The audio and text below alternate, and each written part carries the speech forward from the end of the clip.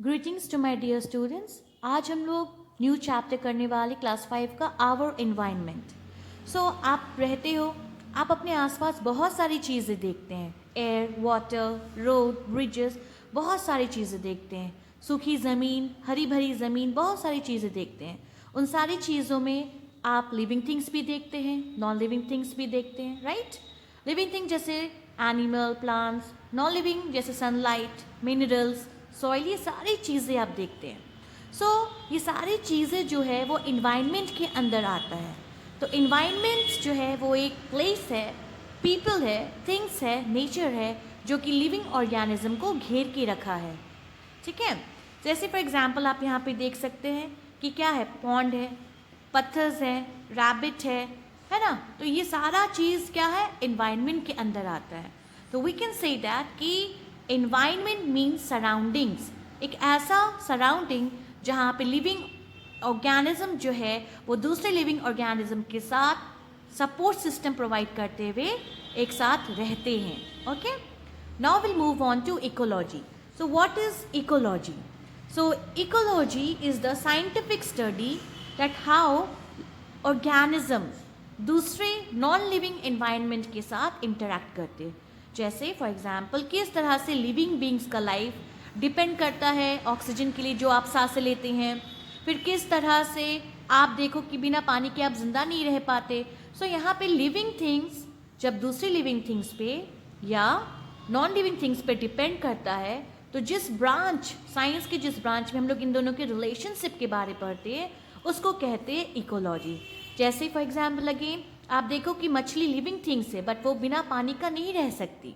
Now we are polluting our environment, so we will study about pollution. तो ये environment जो है बहुत सारी हार्मफुल सब्सटेंसेस से गंदा होते जा रहा है दिन ब दिन।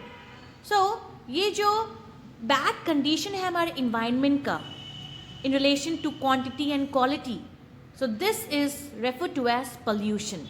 You can see the condition, picture में आप देख सकते हो कि किस तरह से हमारा पूरा इन्वायरमेंट सूखा पड़ रहा है, किस तरह से गाड़ी की धुएं जो है वो प्लांट को धीरे धीरे मारते जा रहे हैं और बेचारा प्लांट जो है वो मैनेज नहीं कर पा रहा। तो ये इन्वायरमेंट में बहुत सारी चीज़ें जो इन्वायरमेंट को गंदा करती है, तो उन सब चीज़ों को हम लोग बोलते हैं पॉल्यूटेंट। तो ये पॉल्यूटेंट जो है वो फिजिकल एजेंट है, जैसे हीट हो गया, साउंड हो गया, जो हमारे इन्वायरमेंट के कंडीशन को क्या करती है, ख़राब करती है। नाउ दिस पॉल्यूशन बहुत तरह के हो सकते हैं। सो types of pollution, pollution can be water pollution, air pollution, land pollution and noise pollution. तो आज हम लोग पढ़ेंगे पहला वो एयर पॉल्यूशन के बारे।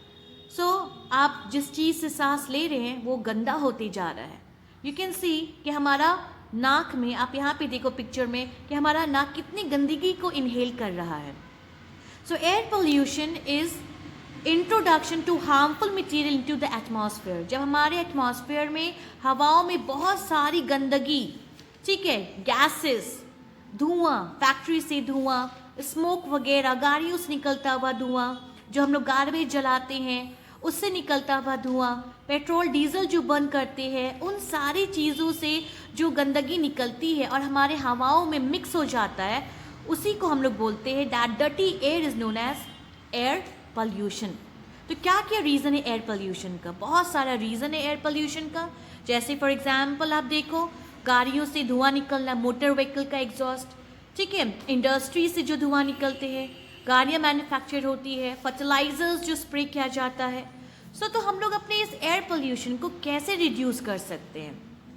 सबसे पहला, वी कैन प्लांट ट्रीज, ज़्यादा से ज़्यादा पेड़ पौधों को प्लांट करना, ठीक है, पब्लिक ट्रांसपोर्ट यूज़ करना, CFL वगैरह घरों में यूज़ करना, ठीक है। There are many ways which we can help to stop pollution. You are requested to stop pollution.